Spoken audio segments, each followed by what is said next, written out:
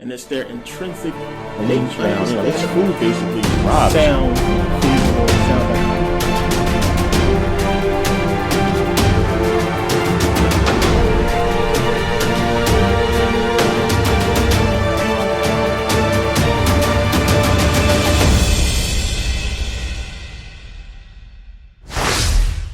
Everybody, thanks for watching.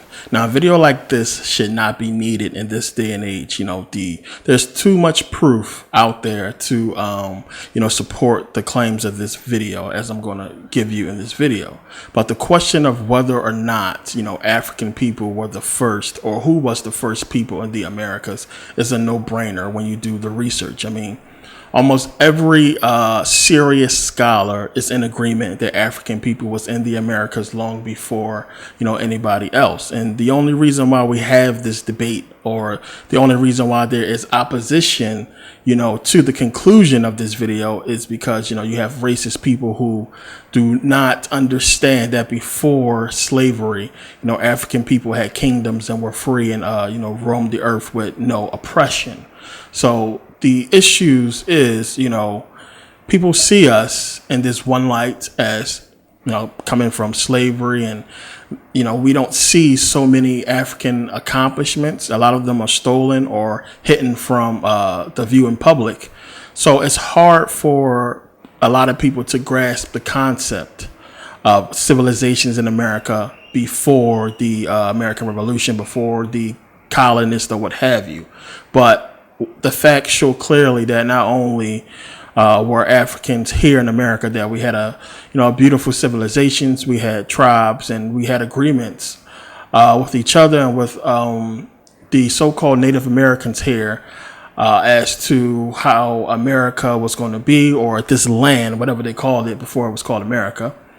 And, things were fine until, this place was colonized and everything like that. But it's a history that people need to understand, and it's facts that, people need to really get to really come to the conclusion of who was here first.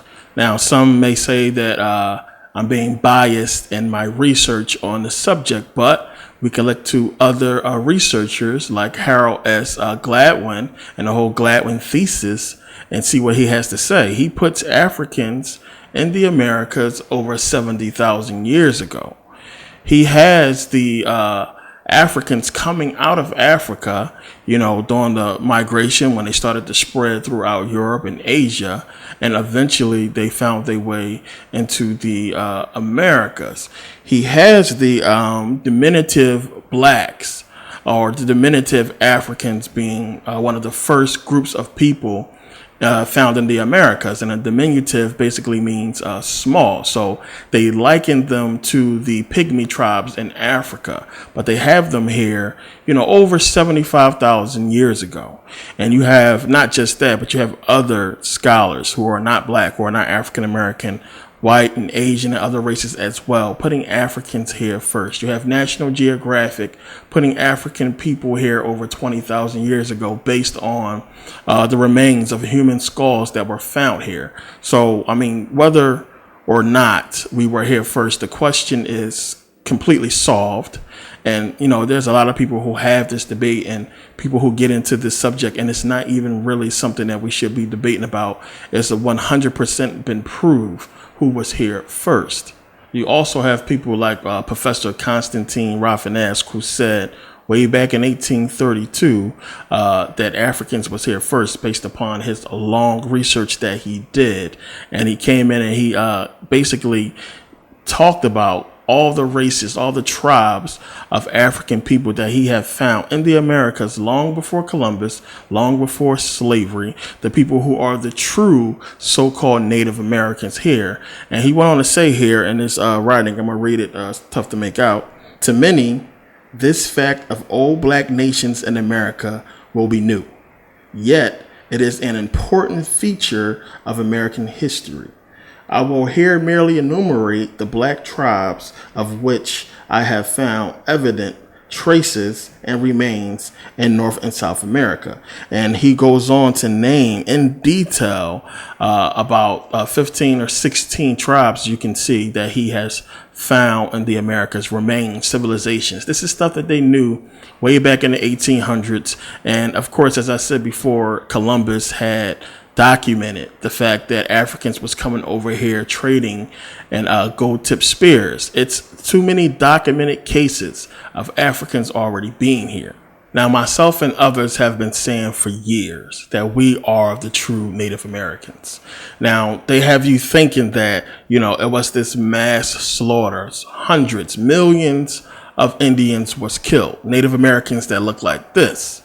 But they don't talk about the black Native Americans who were truly here. So when they talking about this, this whole genocide of Native Americans being killed and slaughtered, millions of Americans, Native Americans being killed, they are talking about us. They're talking about the black tribes, the African tribes that was here. It's just that simple. So the question is, you have to ask yourself, if it was millions of Native Americans here that they claim, and if the whole thing about the colonists was about slavery, if it was about, getting slaves, getting people to do your work here in the Americas, build stuff, who better that would know the Americas better than the Native Americans? So if this wasn't about black people, specifically African people, and there were millions of Native Americans here that they claim, why not just enslave the Native Americans that's here?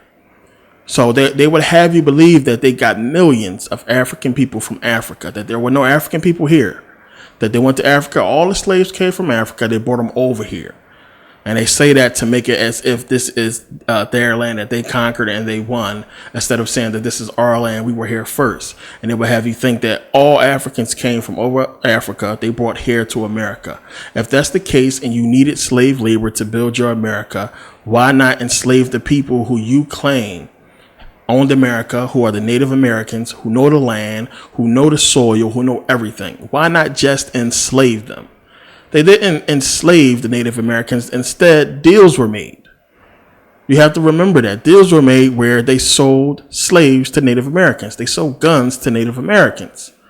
So, if this is your enemy, what are you doing selling them supplies, selling them guns, selling them slaves?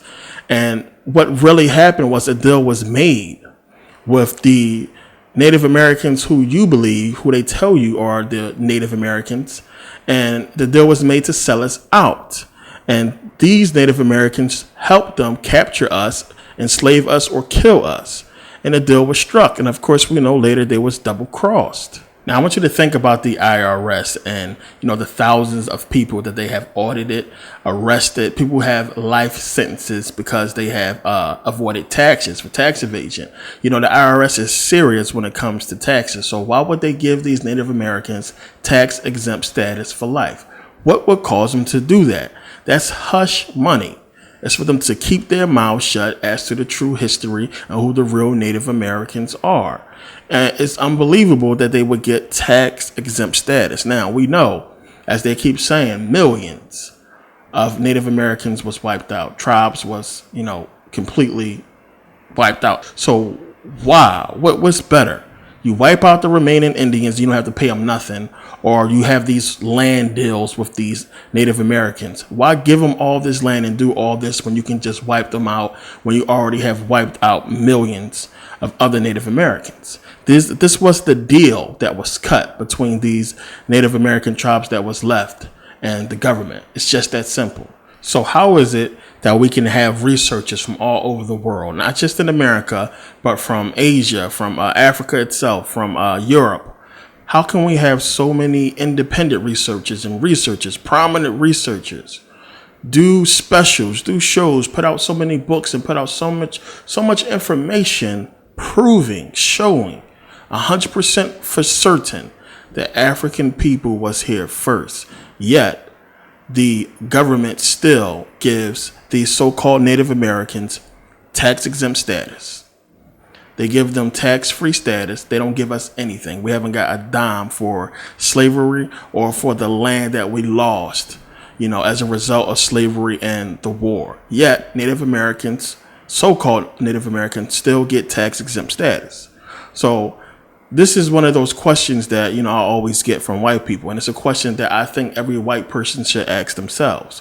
What is it about African people, about black people, that they have such a problem with? What is it about us that they do so much to oppress us? I mean, just look at the history. Look at everything we have been through as African people with slavery. Over 1,000 years under the Arabs, into the whole transatlantic slave trade and slavery here. Then we get free, and the lynchings and everything that has taken place since slavery up until today. We talk about the whole history of America itself. The history that we know, that they give us, that is recorded and that independent researchers have recorded. When we look at it, throughout all of it, African people have been oppressed. Do you honestly believe that Africa would be the way that it is if it was a white continent? It's just that simple. No. So what is it? And this is the question that I get. I have people who ask me this question. What is it? Why does it seem like the powers that be want to keep you guys down? Now, when you have white people ask you this question, it tells me that they are waking up and are starting to see something is not right. Something is going on. When you look at the cover-ups that are being exposed, and so many people have started to do their own research, and they want to know, what the fuck is it? What's going on? That it seems like we, the powers that be are trying to completely wipe our history away and assume it in a lot of cases. Now, I get racist people who answer that question by saying, well, it's because you guys are savages. You kill each other. You sell drugs to each other.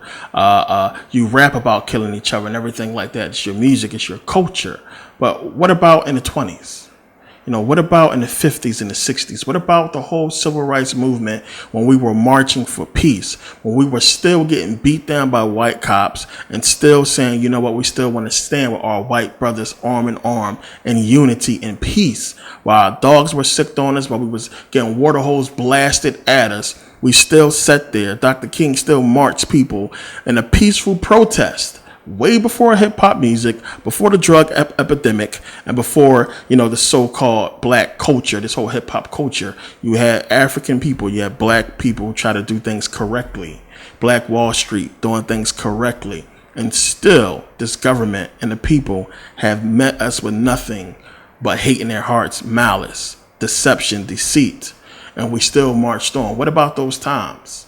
What about then? You can't say, we got treated unfairly because we were killing each other and selling drugs. That didn't exist back then. It wasn't going on. So what is it?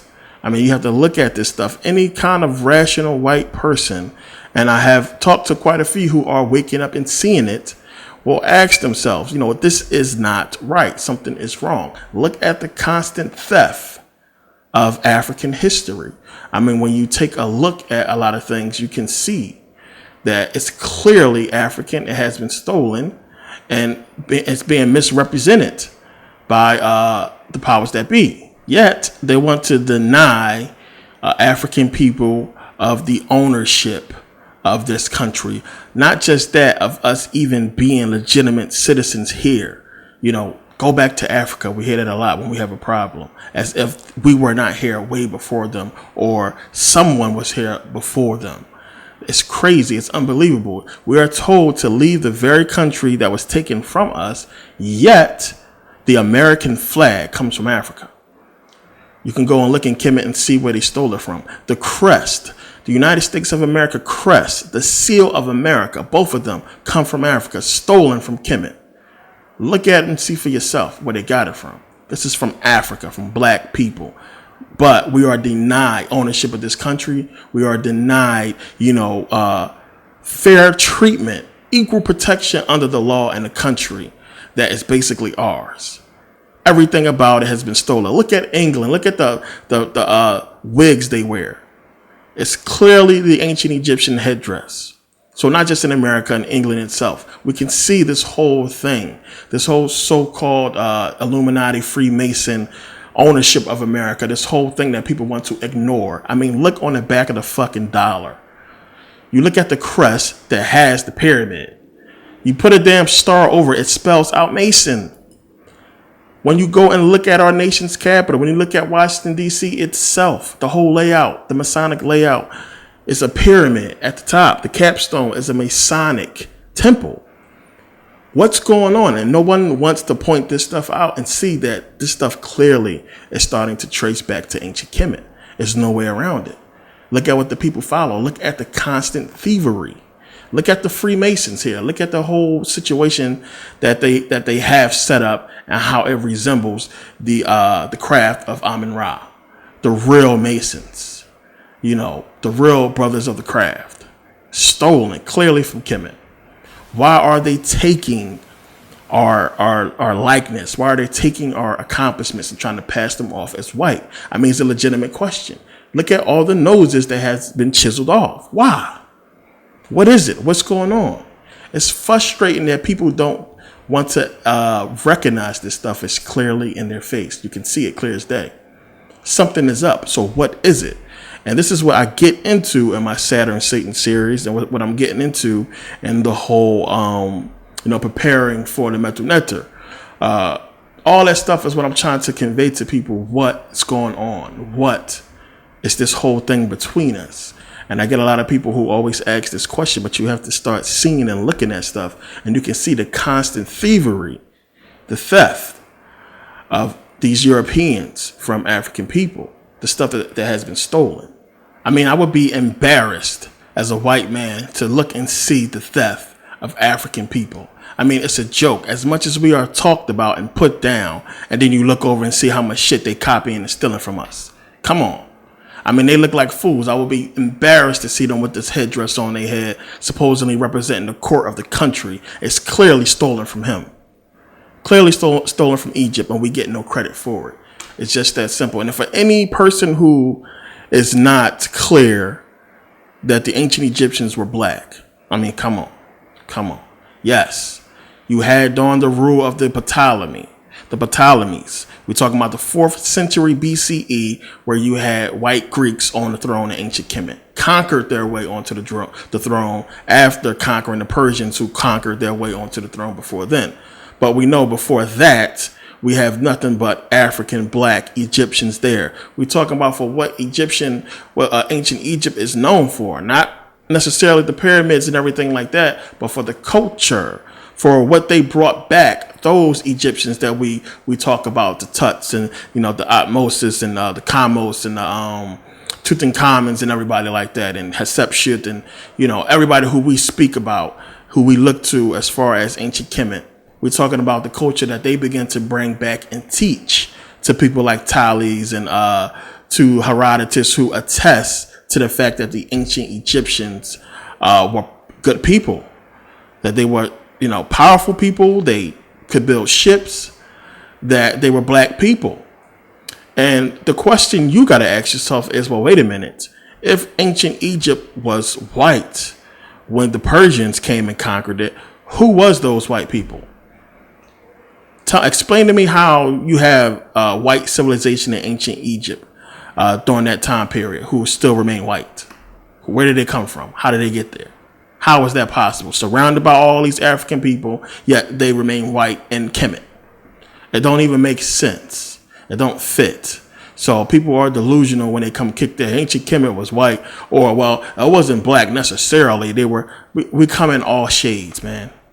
We can be dark skin, which they identify themselves as being dark. Likened to the Ethiopians. They did the whole, when you go look into the tomb of Ramses III, the temple of Seti I, they describe themselves as black, dark-skinned Africans.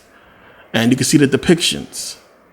So, I mean, it's not even, I mean, look at the I have a statue, over my shoulder right here, dark skin, came from Africa. When you go there and you can see for yourself, it's no debate. And there are still black Africans in Kemet to this day that they don't want to get into and talk about. Everybody thinks it's just full of Arabs, and it's not. You still have black Africans there.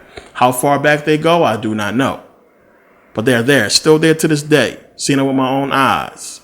So when I go take this trip next year back to Kemet, I'll show you. And, we're gonna kill that whole debate for anybody who doesn't want to accept the fact, because I'm gonna show it and make it clear what Kemet was, and I'll put the damn Egyptologists on camera, and I'll put the Arab tour guides, and they'll tell you, because they told me myself when I went there. Arab tour guide told me, oh well, yeah, these are your people. You know what I'm saying? You know, we are invaders. This is coming from an Arab who said this. We are invaders, you know, conquerors. This is your people land. Come on. So to anybody who don't want to accept that fact, it's a proven fact already. Get over it. Yes, the Ptolemies conquered. You had white Egyptians. You know, does that entitle you to go ahead and rep ancient Kemet and you know, wear their headdresses and get all the tattoos and everything like that? No, because you conquered yourself onto the throne. If you want to give Kemet the credit, Africans the credit, black people, and say, yeah, well, Kemet is black, I just represent Kemet, I know it's African people, I don't care what you do. But you have people who rep Kemet, white people who repping Kemet and going there and all into Kemet, who don't want to give the glory to ancient Kemet as being black African people. It shouldn't matter, but it matters now when we don't have really anything to hold on to and everything is being stripped away from us, that we have to hold on to that. We have to, because that's where everything stemmed from. So we need to hold on to that. We have to keep that black. We can't give that away. It's just that simple. When they got movies coming out taking away who we are, our leaders, the accomplishments of African people, we got to hold on to that. We can't just be cool with that and say, well, you know, it's white when it's not. We can't do that. We got to keep that. Now, when you look at these pictures of African people, you know, when you take a look at them, and the first thing that probably pop into your head is, you know, African tribes in Africa. But this is not in Africa. This is in America. This is the Washita Nation. These are the mound builders in America that they don't speak about, who basically owned the Louisiana territories until 1803, when the Louisiana Purchase happened, and France basically sold over 800,000 square miles of land that was not theirs. They sold for about, I believe it was 15 million. They sold this land that belonged to us, African people. We sitting around, we talking about these Indians who we know exist, these nations, these tribes that we know were here in America. I mean, it's a bunch of them. That list that Professor Constantine gave, and he listed in the 1800s. They knew years ago, hundreds of years ago. We were here first, and we look at researchers pull up these findings and say, well, wait a minute. You have the Washita Nation who was here, the mound builders who was here in America long before the French was here. So how can the French sell over 800,000 square miles of land that's not theirs, that belong to these people? And nothing is done. The tribes are not found. No money is given back to the people who own this land. We're talking about a large chunk of America taken away and sold. And it didn't belong to the French at all, it belonged to us. And that's proven factual stuff. But we can't go to Congress and lobby for that back, or lobby for money, or try to get something done, because nothing will happen. It's shut up, get over it. Everybody else get reparations and get made whole again, but us. Why? And this is what we have to keep going back to, is the why. Because I want people to really start to think about it and look at this shit and understand what the fuck. What's going on, that we can't get nothing, that they keep their foot on our neck 24/7 all the way to this day. And we keep seeing people getting killed in the street, and you look at the history, yet they steal from us. Wow, what is going on? And it's something that, you know, you have a lot of people, when you start reading books, and I mean, I guess like some researchers try to tiptoe around it, and because they ask the question, a lot of books that I read from independent researchers, white researchers, who want to know why. It seems as if the cover-ups are massive when it comes to African people. Not just the fact that we was here first, but then when you start getting to the accomplishments, even up until slavery, when we start talking about the inventions that they was talking about in the whole movie that they did, Colors, the Hidden Colors series, when he was talking about the inventions that were stolen from African people. I mean, it takes a lot to cover this shit up, and they've been covering it up for a long time. And then you have other people who put out books talking about the stuff, who bring it back, who keep it going. As they always say, if you want to keep something from people, not just black people, you put it in books. seriously, because not everybody is reading. If white people was reading more than us, then they would know this shit. Or they're not reading the correct books, which is the problem. And that's the problem. That's the issue. It's the whole ego of this white supremacist system. And, you know, white people buy into this whole white power thing and this whole, this whole notion of course, we are the dominant race and we was here first and everything like that they say is true. And they don't go and look into the facts. You know, when you start bringing up stuff like this to a lot of white people, it's conspiracy theorist stuff. It's just a theory. It's not proven. And a lot of them now are waking up in shock and awe that not only is this stuff true that we're talking about, but it has been talked about for over 100 years. It has been documented by people for hundreds of years who the real people here were, the accomplishments of African peoples, that we were kings and queens long before the damn name king and queen ever was thought of. That the whole notion came from us, and they started to see this. I put out a lot of videos. I can't even get into how many videos I have on YouTube, right? There's a lot. And I try to put this information out, and I guess people can see my message. It's not just one of, black power. And that's the first misconception I get from white people when they see, when I first started out, I was putting up blacks who seeks the facts, or African or original black power. And a lot of people was taking that the wrong way, as if I'm just some militant, angry black dude who mad about slavery. When the knowledge that I have, and I believe a lot of people are starting to see how much I know, black people as well, the knowledge that I have is what I'm putting out. And it's the truth. And that's all I offer, plain and simple. 100% the truth, the facts. Either you accept them or you don't, but the truth will still remain regardless of what you think and how you feel. People think because they have emotions and negative feelings about something that it's going to change the truth. It's going to change history and the facts. That's not so. It's not going to change because you feel some type of way. A lot of people don't want to accept the fact that white people come from us, that all races come from us. They want us to separate each other as far as possible so we can have this war without any guilt in our heart. And my whole thing is, either way, I mean, even if it was a whole nother race of people, everybody was, we all was different races. I mean, what the fuck we want to go to war for? For what?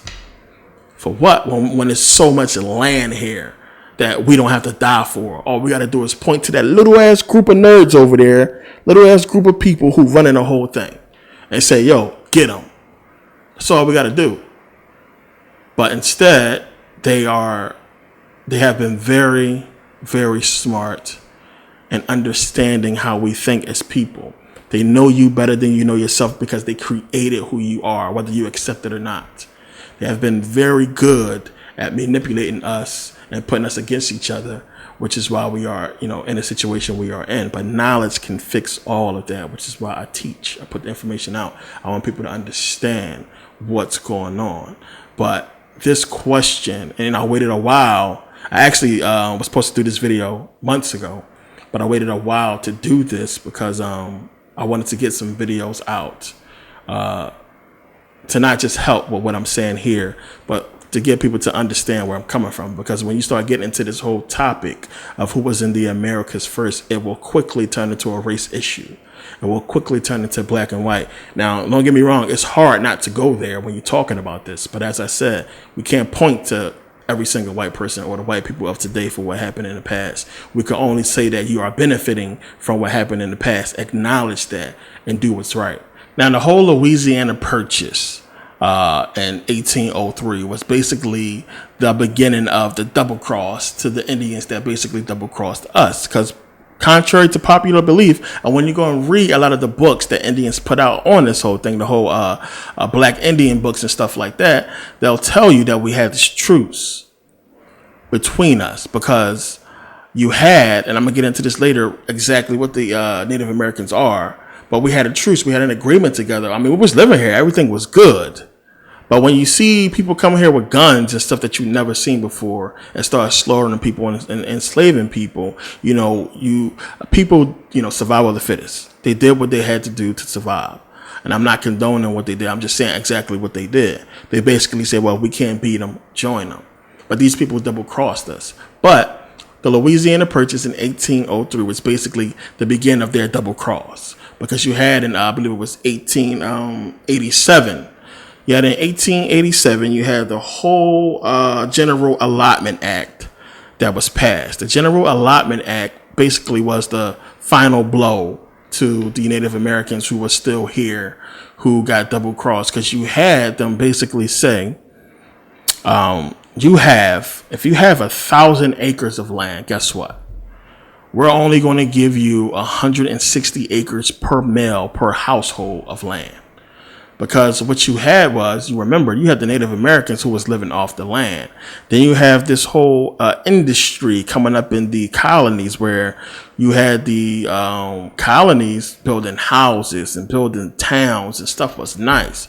But then when you go start looking over there at the Native Americans and how they was living, it was kind of living still, primitive and tents, and, it was nasty and dirty according to the colonists. And, as I said before, of course, we know beauty is in the eye of the beholder. Who are you to tell me what is normal? I mean, we don't critique an animal and how they live in the wild. We don't expect lions to go build a hut and everything and go live in it and have dishes and all kinds of stuff like that. You would call it weird if they did so. So we don't call it weird that they live naturally in the wild. We got to stop accepting the definition of what is primitive from one group of people, because you can look at the way the Native Americans lived and say that's primitive. But by whose definition? By yours or by the Europeans, and what they believe is primitive. We can say the way they live was spiritual, and they live a spiritual lifestyle. But it was threatened with this whole act.